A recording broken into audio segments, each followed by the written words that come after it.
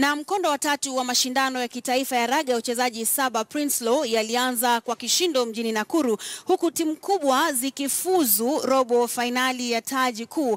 Mabingwa wa msururu Homeboys walijikatia tiketi ya 8 bora baada ya kuwatandika Mombasa RFC alama 38 bila jibu.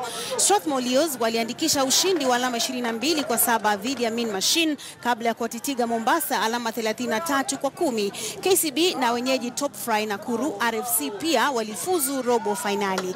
Mashindano hayo yanaendelea hapo kesho.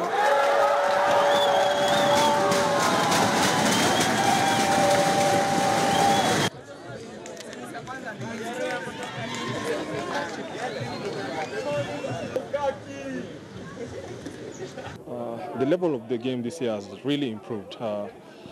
Starting from the first tournament in Mombasa, the game has been improving day in, day out. This year's Prinsloo, the game has gone a notch higher. The teams are stronger, the players are well conditioned, it's more tactical, and everyone wants to enjoy the game. What they're looking at is winning every game, and I think from the looks of the competition, you can see everyone has beefed up.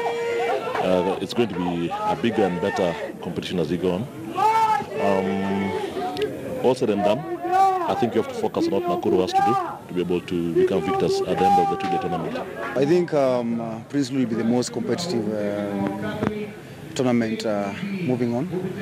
Two tournaments down, but this will be the most competitive. You can see the level of competition is very high in terms of the players who are playing. The core players in the national 7's circuit are playing for their clubs.